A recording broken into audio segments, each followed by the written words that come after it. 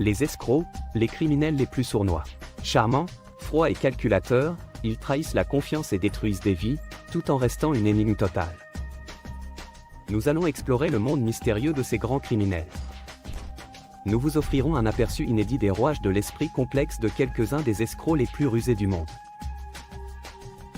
Nous révélerons les détails et les subtilités de leurs crimes élaborés, et nous découvrirons leurs condamnations spectaculaires. Dans cette émission, l'escroc qui a convaincu sa communauté qu'il était un avocat de haut vol. En réalité, la seule fois où Stephen Klanzar s'est retrouvé dans une salle d'audience, c'était en tant qu'accusé. Toutefois, en se faisant passer pour un juriste hors pair au sein d'une communauté très unie, Stephen Klanzar aurait gagné plus d'un demi-million de livres. Stephen Klanzar vivait la vie d'un joueur de football professionnel, mais il le faisait aux dépens des économies d'autres personnes. J'ai été escroqué par quelqu'un en qui j'avais confiance, que j'admirais et que je respectais. Alors que Klanzar a dévasté la vie des personnes qui le prenaient pour leurs amis et leurs voisins, un homme s'est dit prêt à traduire l'escroc en justice. Je ne pouvais pas laisser cet homme qui se faisait passer pour la loi s'en sortir. Je savais que justice devait être faite.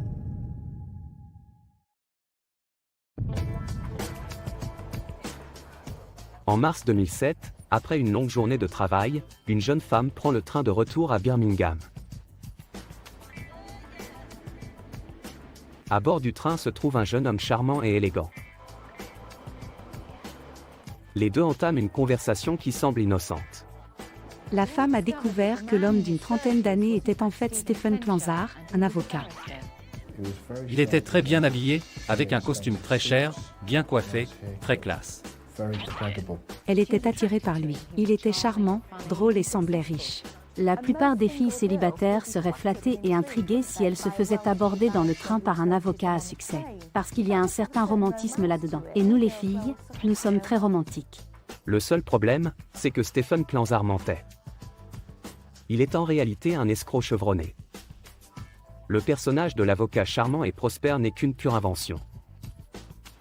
Stephen Klanzar a très peu de qualifications, voire aucune. Il n'en a strictement aucune dans le domaine juridique. Mais il se présentait comme un avocat expérimenté. Mais la jeune femme croit tout ce que lui dit l'étranger.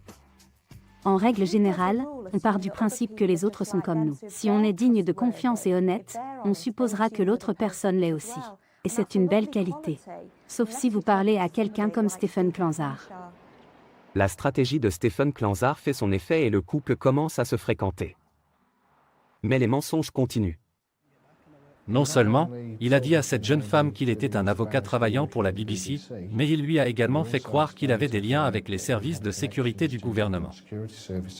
Il s'est présenté à elle comme un avocat à la James Bond. Il l'a emmenée, l'a invitée à dîner et lui a même fait visiter le bâtiment du Mi-5. Ça a dû être très excitant et même plutôt sexy. La jeune femme craque complètement pour son James Bond. Elle croit totalement à l'escroquerie du faux avocat de Stephen Klanzar. En octobre 2007, après ce coup de foudre, le couple emménage dans une maison à Sutton Coldfield, dans les Midlands. Elle l'a aidé à choisir une maison individuelle en location avec 5 chambres, qu'il a payé 7000 livres en espèces à l'avance pour un bail de 6 mois.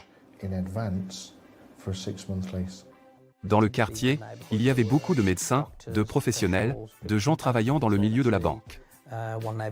Il y avait un bijoutier, des promoteurs immobiliers, des personnes travaillant dans des milieux bien établis.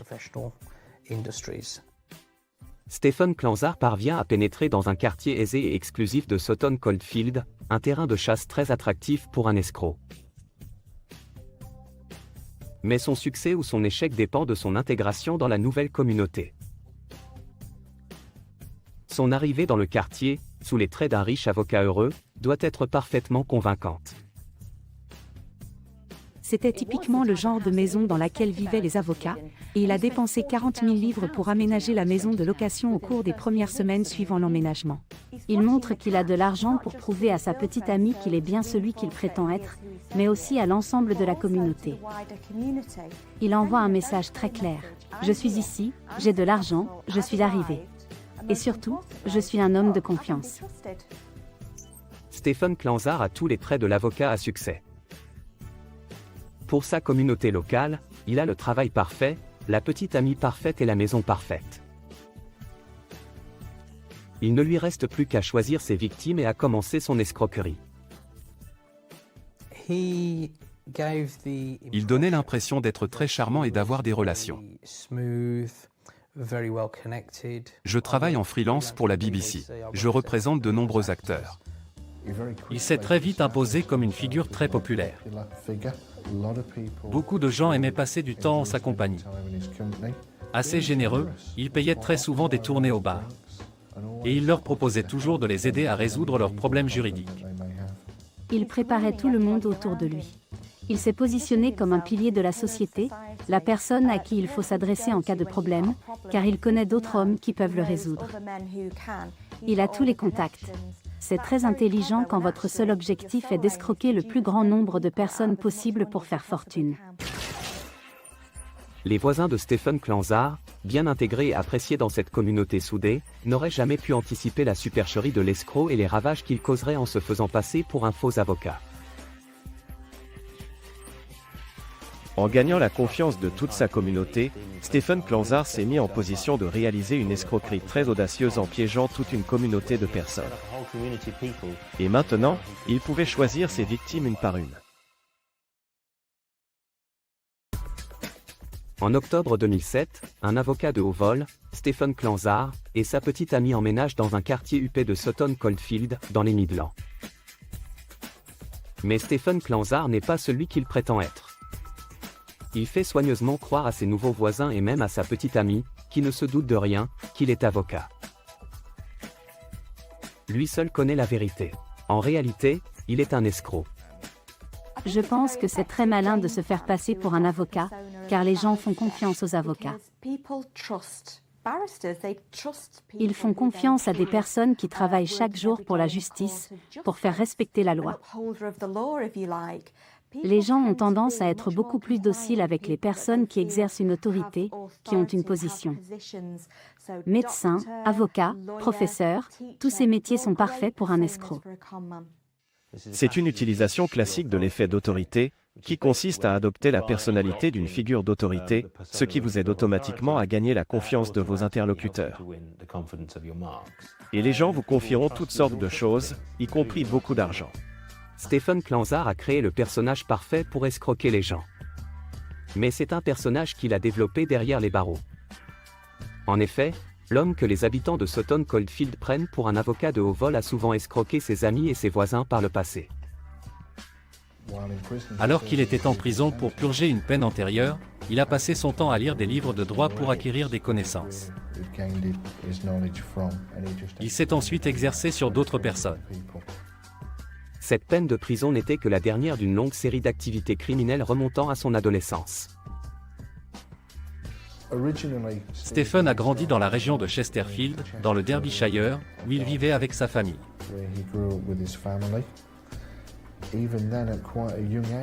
Dès son plus jeune âge, il se mettait déjà dans des situations délicates en escroquant les gens.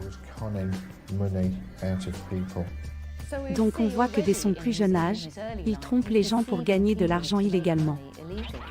Le style de vie d'escroc de Stephen Clanzar le conduit pour la première fois en prison en 1995, pour une escroquerie de faux investissements à haut rendement. Une fois sorti de prison, l'escroc se marie en 2003 et a un enfant avec sa femme. Cependant, maintenant qu'il a une famille à charge, il doit subvenir à leurs besoins illégalement. Après une première peine de prison prononcée en 1995, il est à nouveau condamné en 2005 pour une affaire de fraude. Après la deuxième peine de prison de Clanzar, sa femme et lui se séparent. Mais même la fin de son mariage n'est pas un signal d'alarme pour l'escroc. Quand il était en prison, Clanzar s'est formé sur le droit.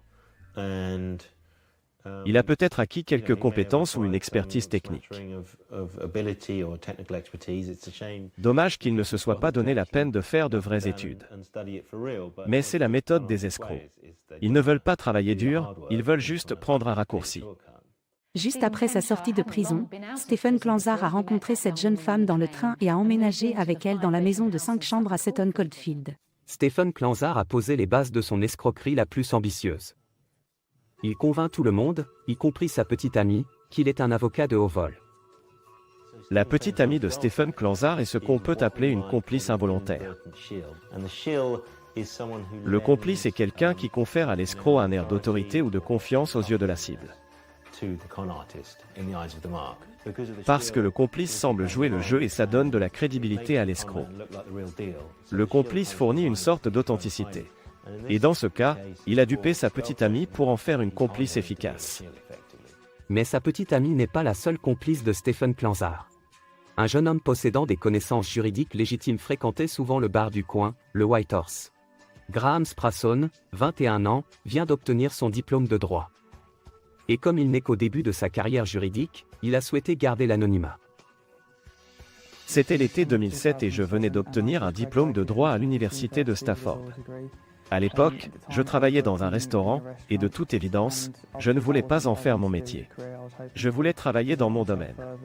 Je devais aller à l'école de droit de Birmingham pour suivre le cours de formation professionnelle au barreau, qui me permettrait ensuite de devenir avocat.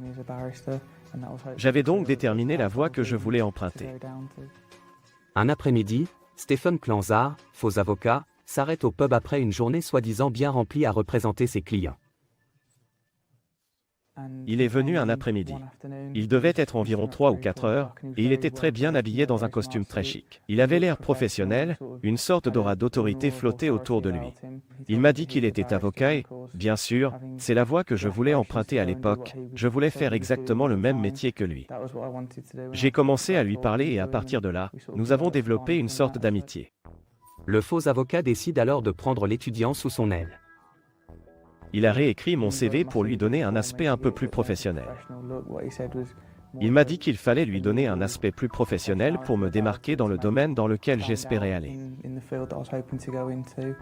Il m'a dit qu'il avait déjà été dans ma situation et qu'il savait ce que je traversais. C'est à partir de là qu'on est devenus amis. Stephen Klanzar voit en Graham Sprasson quelqu'un qui pourrait involontairement faire passer son escroquerie au niveau supérieur. Il commence à escroquer sa communauté en lui soutirant son argent. Il a dit aux gens qu'il envisageait de créer son propre cabinet d'avocats. Il a donc décidé d'en installer temporairement un chez lui, Anderson, Fairbank & Co. Il a installé un bureau dans la maison individuelle de 5 chambres à coucher située à la périphérie de Sutton Coldfield qu'il louait en espèces. Le faux avocat manipule Graham Sprasson pour qu'il devienne son complice involontaire, rendant ainsi son escroquerie encore plus plausible. Klanzar a créé la société Anderson, Fairbank & Co en janvier 2008. Une fois son faux cabinet des avocats opérationnels, il soumet à Graham une offre étonnamment généreuse pour un jeune diplômé. Il m'a offert quelques semaines d'expérience professionnelle, j'ai pris des congés au pub et j'ai accepté. Il n'a pas tardé à me dire qu'il était impressionné par mon travail. Il a donc proposé de m'embaucher. Et bien sûr, à ce moment-là, je suis tombé dans le panneau, car malheureusement, c'était presque trop beau pour être vrai. C'est ainsi que j'ai commencé ma carrière à ses côtés. C'est du très bon travail. Beau boulot. À ce moment-là, Graham Sprasson ne se doute pas qu'il travaille pour un criminel et un escroc. Il pense vraiment que l'homme qu'il a embauché est un avocat de haut vol. Et sa carrière juridique ne pouvait pas mieux commencer.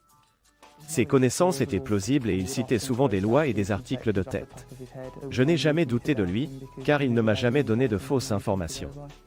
Évidemment, si on a une belle opportunité et que c'est quelque chose qui nous enthousiasme, on ne va évidemment pas prendre du recul pour examiner s'il y a d'éventuels dangers.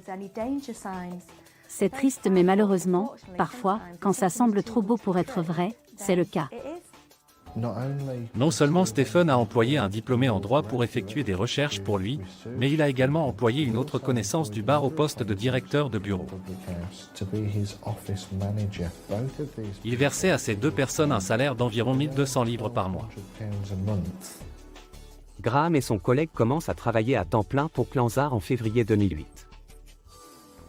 Ils ne se doutent pas que leur salaire proviendrait des poches des personnes que l'escroc trompe en se faisant passer illégitimement pour un faux avocat. En fin de compte, il embauchait des personnes pour rien, puisqu'ils n'avaient aucune valeur juridique.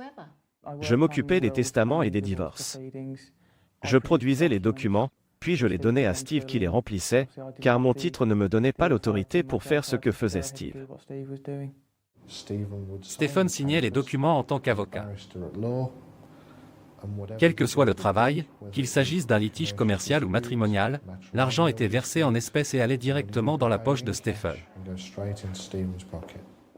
Clanzar signait les documents en tant qu'avocat, et ce faisant, il rendait ces documents juridiques invalides.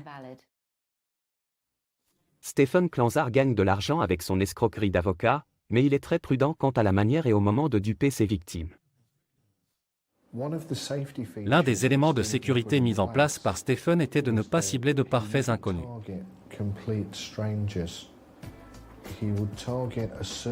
Il visait un cercle de personnes qui le connaissaient déjà, qui étaient au courant de son supposé statut d'avocat. Donc leur relation partait d'une position de confiance. Pas besoin de gagner leur confiance, ils l'avaient déjà. Clanzar s'adressait à ces personnes directement, des connaissances, des collègues et des gens qui le considéraient comme un ami. On peut donc conclure que c'est un genre de psychopathe, car il n'a aucune empathie pour les autres. Il manque d'empathie pour les gens qui l'entourent. Il n'a vraiment aucun remords. Stephen Clanzar manipule des personnes vulnérables, qui sont dans des situations stressantes, dans le but de gagner de l'argent. En février 2008, le faux avocat accepte de représenter une jeune femme, une amie de sa propre compagne, qui demandait le divorce. Une cliente en plein divorce acrimonieux, extrêmement vulnérable et qui avait besoin d'une assistance juridique, lui a versé 3 000 livres alors qu'il n'a rien fait.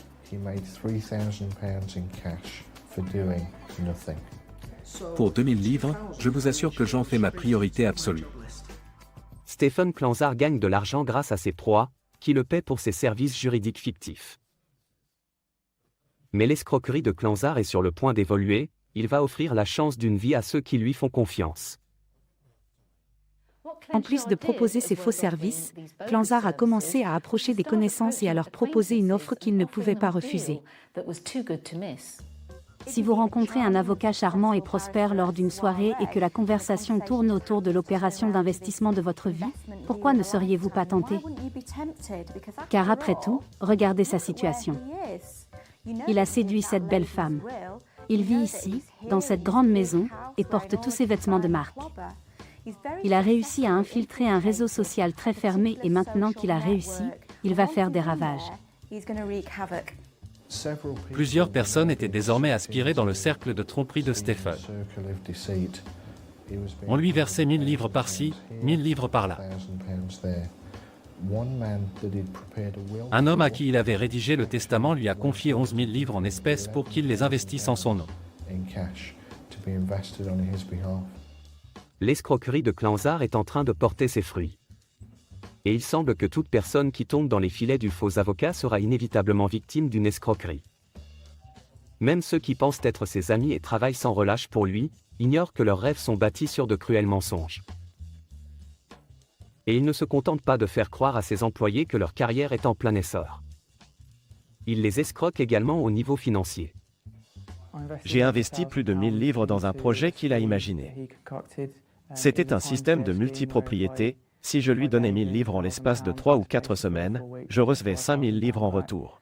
Évidemment, c'était une offre alléchante et il faisait tout pour la rendre crédible. J'ai encore cru à ces mensonges. Si Clanzar avait proposé cette affaire d'une vie à des étrangers, il y a fort à parier qu'ils auraient pris leurs jambes à leur cou. Mais le fait est qu'il s'adressait à des personnes qu'il connaissait, qu'il appréciait, qui le respectaient, qui pensaient pouvoir lui faire confiance et qui connaissaient ses références. C'est ainsi qu'il a pu réaliser l'impensable. Ces personnes pensaient faire un investissement solide sur les conseils d'un avocat, d'un pilier de la communauté. Et elles n'ont jamais revu leur argent. Toute la communauté est totalement convaincue de la légitimité de Clanzar et qu'il est bien celui qu'il prétend être. Il est si persuasif que même sa petite amie, qui vit avec lui, n'a jamais douté de ses compétences d'avocat qualifié. Malheureusement pour elle, elle n'avait pas encore réalisé que Stephen avait commencé à la voler. Il lui a pris 2000 livres. Il a utilisé sa carte de crédit pour jouer à des jeux d'argent sur Internet. Les escrocs représentent ce qu'il y a de pire dans la nature humaine. Ils abusent des vertus, ils transforment les forces en faiblesses, les points positifs en points négatifs. Et enfin, ils trahissent la confiance. Mais les victimes que Clanzar a trahies finissent par douter de sa sincérité. Le travail juridique qu'elle paie demeure inachevé. Et les investissements qu'ils ont réalisés en toute bonne foi ne produisent jamais le rendement qu'il leur a promis. Clanzar joue un jeu dangereux. Mais il semble avoir un plan pour développer son escroquerie sans se faire attraper. Il semblait que Stephen avait réfléchi à une stratégie pour se sortir de cette escroquerie prolongée. Il a annoncé à ses proches qu'il était en phase terminale d'un cancer. Et l'escroc prononce ce mensonge sans aucun remords, il se fiche de manipuler cruellement les gens qui s'inquiètent sincèrement pour lui. À l'époque, je me souviens que c'était un lundi matin, je suis entré, il m'a fait asseoir et m'a dit « J'ai une nouvelle à t'annoncer. Malheureusement, elle est mauvaise. » Bien sûr, à l'époque, je ne savais pas à quoi m'attendre. Et il me l'a annoncé. Il m'a annoncé qu'il était atteint d'un cancer de l'intestin et évidemment, en tant qu'ami et employé, ça m'a complètement dévasté. J'étais sous le choc. Clanzar utilise cruellement le prétexte du cancer pour dissuader ses amis et voisins de poser des questions sur leurs investissements. Et ce cruel écran de fumée fonctionne parfaitement. Évidemment, je me suis senti mal à l'aise par rapport à l'argent. On m'avait promis un retour sur investissement, qui n'est jamais venu. Mais moralement, comment pouvez-vous demander à une personne que vous croyez mourante de vous rembourser votre argent? Stephen Clanzar semble prêt à s'abaisser à n'importe quel niveau pour escroquer et dérober l'argent de ses clients, de ses amis et de ses collègues. Mais quand il décide de s'en prendre à sa voisine, son escroquerie élaborée commence à s'effondrer. C'était 5 ou 6 mois après que Stephen a emménagé. En raison de ses déplacements au cours de la journée, ma femme s'était liée d'amitié avec lui. Et en raison de ses déclarations et de sa notoriété auprès des clients et dans le secteur du droit, elle lui faisait confiance, elle pensait qu'il représentait l'ordre des avocats. Et les voisins semblent s'entendre à merveille. À première vue, ma femme le trouvait très sociable et très amical. Les journées sont longues pour une mère au foyer qui n'a d'autres occupations que de s'occuper de ses enfants. Le fait d'avoir une petite conversation agréable avec quelqu'un, c'était une vraie bouffée d'air frais pour elle. Totalement séduit par Stephen Clanzar et sa personnalité d'avocat, Madame Clive n'hésite pas à faire appel à ses services lorsque ses tantes âgées ont besoin d'une assistance juridique en février 2008. Elles avaient plus de 80 ans et vivaient toutes ensemble. Elles avaient demandé à ma femme de faire appel à un avocat pour rédiger leur testament. Ce sujet a dû tomber lors d'une conversation avec Stephen, qui a offert de préparer ces documents pour elles en appliquant des frais raisonnables. Madame Clive et l'escroc qu'elle pense être un avocat rendent visite aux tantes, et Clanzar rédige leur testament et met de l'ordre dans leur succession, en leur facturant 900 livres pour ses services fictifs. Mais cet argent n'est rien comparé à ce que les tantes cachent dans leur maison. Elles possédaient aussi une grosse somme d'argent liquide qu'elles n'avaient pas déposée à la banque. Elles ont chargé ma femme de le mettre en lieu sûr, parce qu'elle ne pouvait presque plus sortir de chez elle. Ma femme a pris l'argent et le testament signé et a quitté leur domicile pour aller déposer l'argent en leur nom. Je serais soulagée si je savais que l'argent était à la banque. Le 11 février 2008, les proches de Madame Clive lui remettent une boîte contenant 46 000 livres et lui demandent de s'en occuper. Sur le chemin du retour, Stephen Clanzar saisit l'occasion qui s'offre à lui. Stephen a dit à ma femme, « Tu réalises que ce que nous avons fait est illégal ? Cela équivaut à un vol, car on ne leur a pas donné de reçu pour l'argent. » Il a ensuite expliqué à ma femme qu'en raison de sa position d'avocat, il était tenu de s'occuper de l'argent en sa qualité de représentant légal. Il devait donc prendre l'argent pour le déclarer. Pour quelqu'un comme Stephen, c'est une occasion inouïe. Stephen Clanzar convainc Madame Clive de lui remettre une boîte contenant 46 000 livres, car elle pense qu'il est avocat.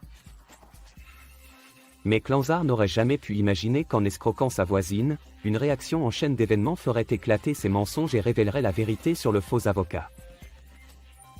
Il pensait pouvoir nous escroquer, moi et ma famille. Mais il ne me connaissait pas vraiment. J'étais déterminé à faire en sorte que justice soit faite. Stephen Clanzar vit avec sa petite amie à Sutton Coldfield, dans les Midlands, depuis octobre 2007. Bien qu'il n'ait aucune qualification, en janvier 2008, ce jeune homme de 36 ans crée une fausse entreprise, Anderson, Fairbank & Co. Il se fait passer pour un avocat, facture des travaux juridiques qui n'ont aucune valeur et offre à ceux qui lui font confiance l'opportunité d'investissement d'une vie. Mais tout cela est faux, Clanzar vole des milliers et des milliers de livres à ses victimes. En février 2008, Clanzar jette son dévolu sur sa prochaine victime. Madame Clive, sa voisine, qu'il a engagée comme avocat pour ses vieilles tantes. Lors de la deuxième visite aux tantes de ma femme, elles ont aussi présenté une grosse somme d'argent liquide qu'elles n'avaient pas déposée à la banque. Elles ont chargé ma femme de le mettre en lieu sûr. Stephen a alors convaincu ma femme qu'elle avait commis un délit en retirant l'argent de la maison sans prendre de reçu.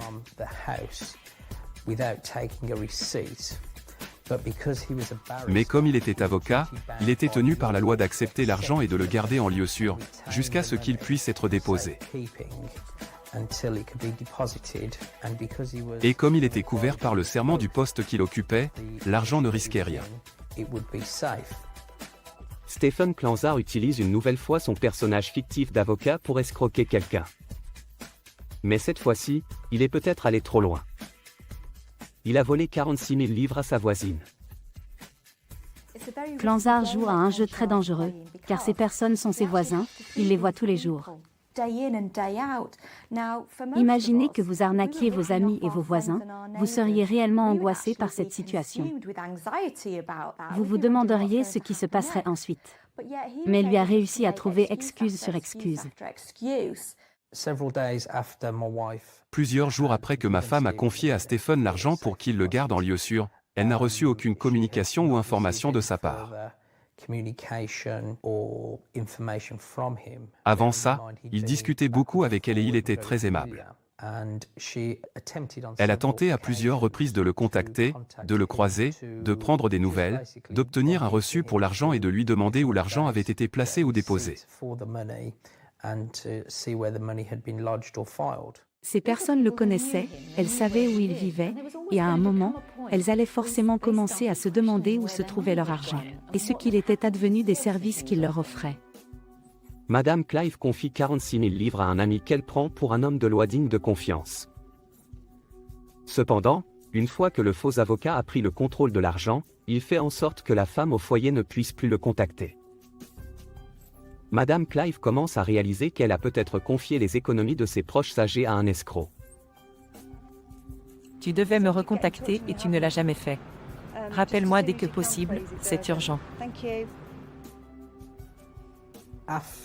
Après avoir tenté à plusieurs reprises de récupérer l'argent auprès de Stephen, ma femme est venue me voir et m'a raconté ce qui s'était passé.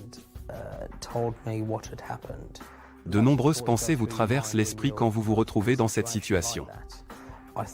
Je me suis dit que la meilleure façon de procéder était de faire appel à un détective privé pour essayer de découvrir s'il y avait d'autres scénarios ou d'autres situations avant de nous rendre à la police pour expliquer notre problème. Mark Clive engage un détective privé pour s'assurer d'avoir un dossier concret contre l'escroc manipulateur. Mais alors que Mark Clive met en place les moyens nécessaires pour traduire en justice le faux avocat, Stephen Clanzar lance une attaque préventive inattendue contre la famille Clive. Le 24 avril 2008, Stephen Clanzar s'est présenté au poste de police. Il a d'abord prétendu qu'il était la cible d'un chantage. Sa voisine menait une vendetta contre lui et il faisait appel aux services de police pour qu'ils essaient de résoudre la situation pour lui. C'est pour moi la preuve que Stephen Clanzar est un escroc très efficace, car il est absolument implacable. Il sait que l'étau se resserre, on sait qu'il est coupable. Mais plutôt que de dire « j'avoue ma faute et je vais vous rendre l'argent », il se met en mode combat ou fuite et il décide de contre-attaquer. Ils disent que j'ai volé 46 000 livres en liquide dans une boîte à chaussures dont ils m'ont demandé de m'occuper. Stephen Clanzar ose aller voir l'inspecteur Rob Hayes, déterminé à renverser la situation et à faire passer ses voisins innocents pour les méchants dans une affaire de chantage. Il m'a ensuite expliqué que le 11 février 2008, la femme de son voisin lui a rendu visite à son domicile et lui a remis un sac contenant 45 000 livres en espèces.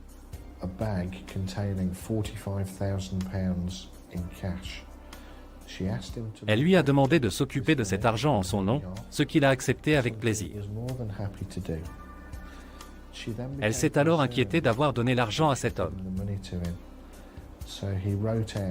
Il a donc rédigé un reçu manuscrit pour cet argent et lui a garanti qu'il le garderait en toute sécurité.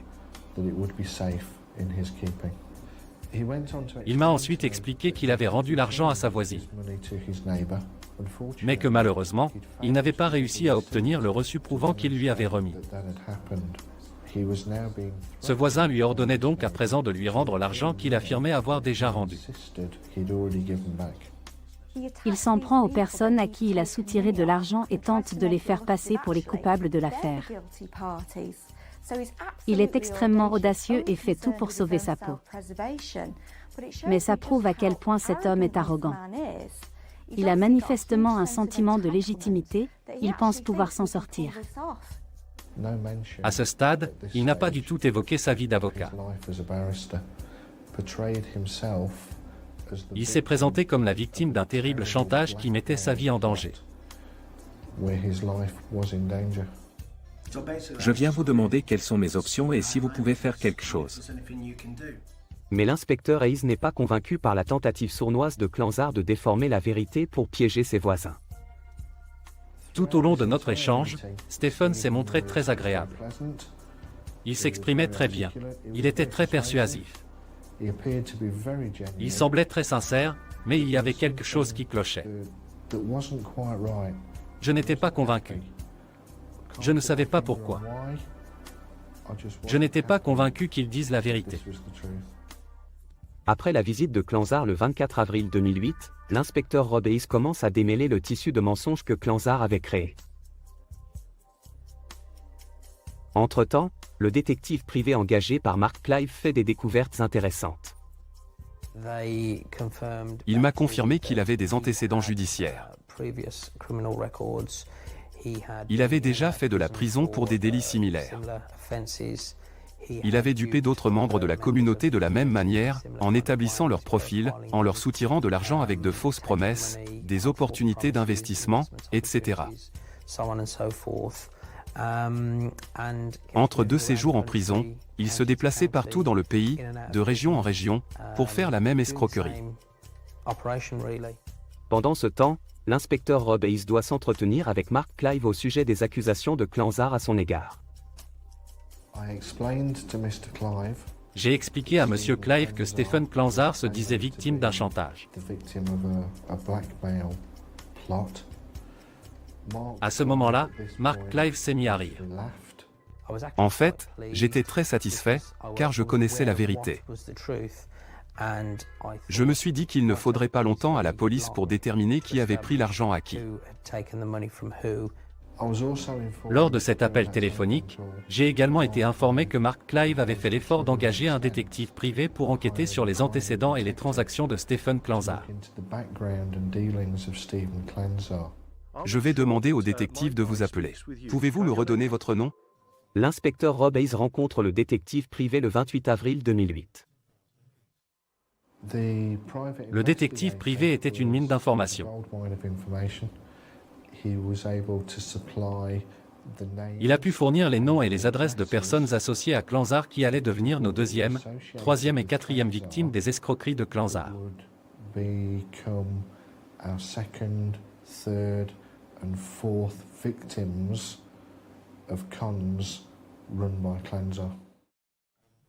Et cette liste fournie par le détective privé révèle une victime qui a tout perdu aux mains de l'escroc sans scrupules. En l'espace de 4 mois, Clanzar a volé 270 000 livres à cet homme. La victime est une vieille connaissance de Clanzar qui n'avait pas vu l'escroc depuis un certain temps. Une rencontre fortuite à la gare de New Street a permis de renouer leur relation. Stephen a profité de l'occasion pour expliquer la formidable opportunité d'investissement qui s'offrait à lui. L'ancienne connaissance ne se doute pas qu'elle a affaire à un escroc professionnel et investit 100 000 livres au début de l'année 2007. Mais pour Clanzar, ça ne suffit pas.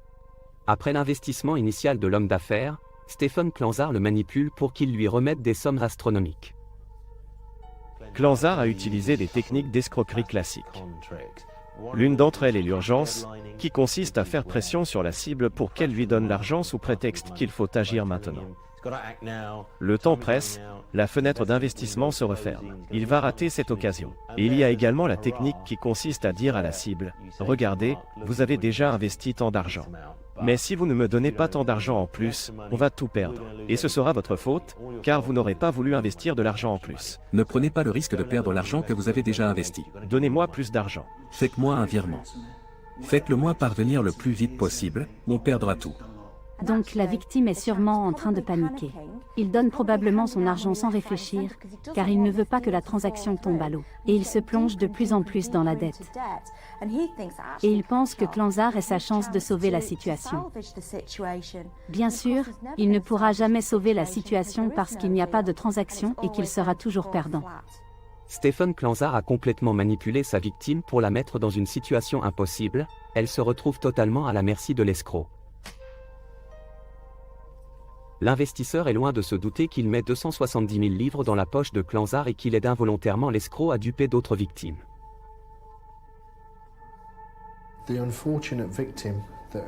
La malheureuse victime qui avait fourni à Stephen un peu plus de 250 000 livres avait involontairement financé le style de vie de Stephen.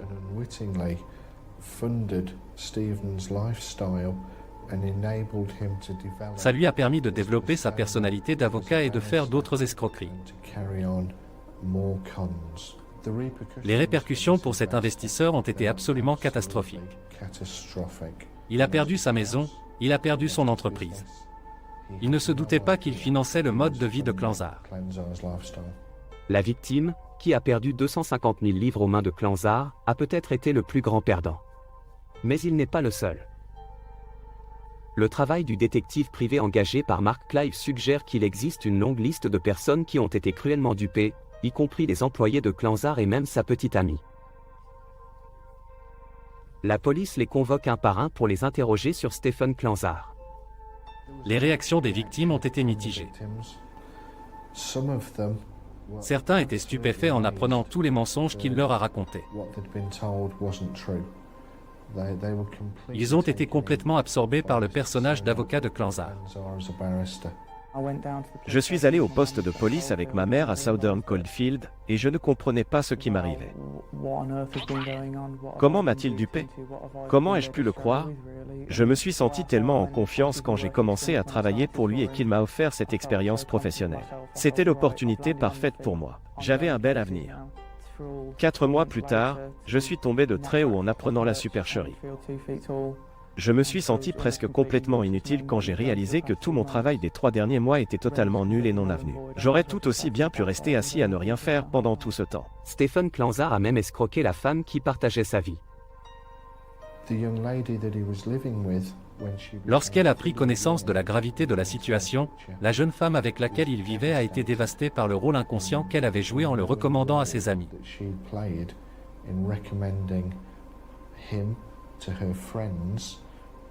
Il a effectué des travaux juridiques fallacieux en leur nom et leur a facturé de grosses sommes d'argent pour ce service. Dévastée par ce terrible mensonge, la petite amie de Clanzar met immédiatement fin à leur relation dès qu'elle découvre qui est réellement l'homme avec lequel elle vivait.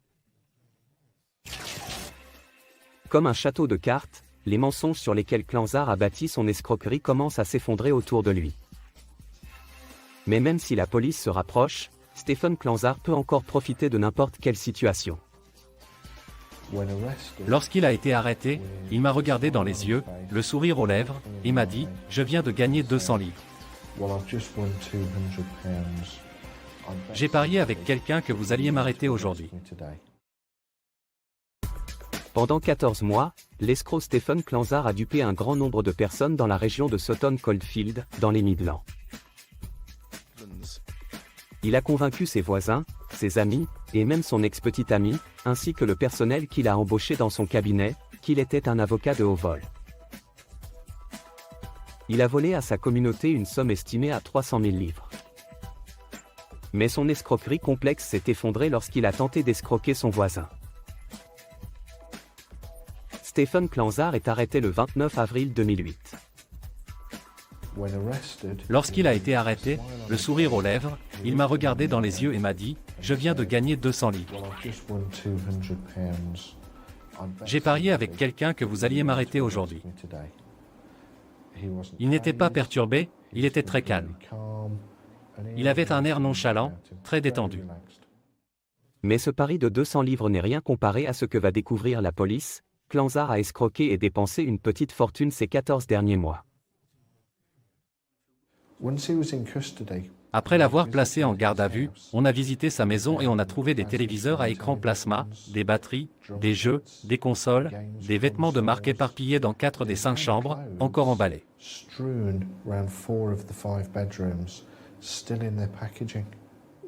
On estime qu'au total, Klanzar a accumulé environ 470 000 livres. En plus d'environ 250 000 livres qu'il a dépensés sur des sites de jeux d'argent et dans son style de vie extravagant. Mais alors que ces crimes sont révélés au grand jour, Stephen Klanzar refuse de les avouer. J'ai interrogé Stephen 3 fois entre avril et juin 2008. Pendant tous ces interrogatoires, il a maintenu qu'il n'avait jamais dit à personne qu'il était avocat. Il n'a jamais signé de papier en tant qu'avocat du barreau ou de la couronne.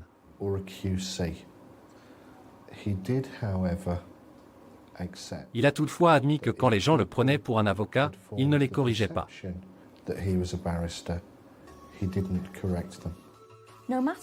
Stephen Klanzar a beau être mis au pied du mur, il ne peut pas s'empêcher de mentir. Les victimes qu'il a escroquées s'accumulent, mais il ne veut pas lever les mains et dire « Écoutez, je suis coupable ». Son besoin de mentir est pathologique et incessant. Manifestement, il ne dirait la vérité pour rien au monde. Il s'est également avéré que l'escroc ne savait même pas épeler le mot « avocat » et encore moins exercer légalement ce métier. Il avait signé des documents en écrivant « avocat ». Malheureusement, il écrivait toujours mal le mot « avocat ». Il ne savait pas l'épeler. Il oubliait toujours le T à la fin. Même si Stephen Klanzar ne sait pas épeler le mot « avocat », il lui en faudra certainement un vrai après son placement en détention provisoire en 2008 dans l'attente de son procès. Mais même en prison, l'escroquerie se poursuit. En détention provisoire dans l'attente de son procès, Klanzar a fait croire à d'autres détenus qu'il était un journaliste sous couverture. Après seulement quelques semaines de prison, on a reçu un appel téléphonique du directeur de la prison, inquiet du fait qu'on ait involontairement introduit un journaliste d'investigation de la BBC sous couverture dans le système pénitentiaire.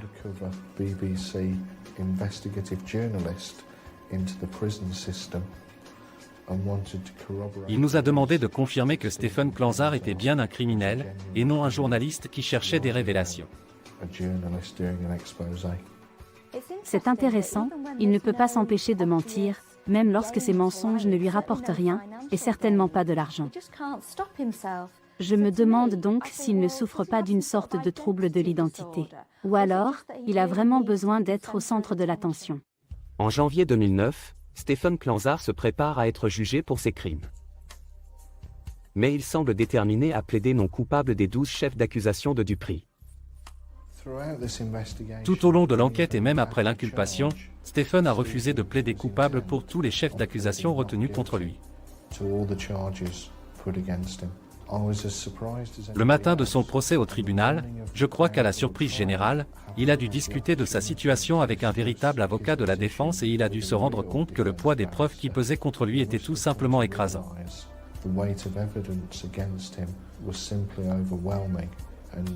Il était dans l'obligation de plaider coupable.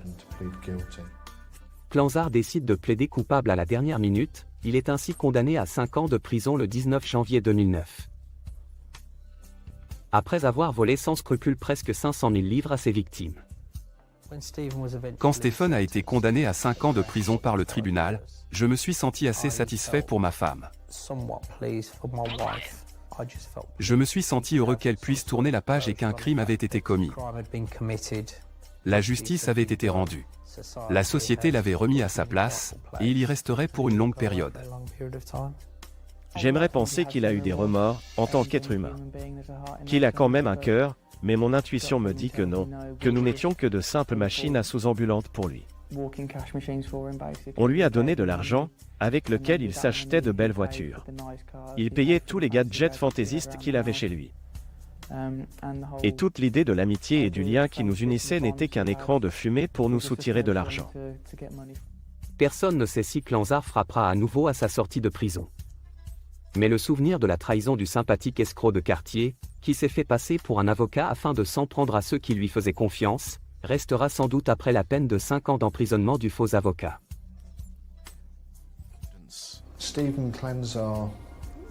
Stephen Clanzar était très calculateur, très convaincant, très crédible. C'était une affaire insolite que je n'oublierai pas de sitôt.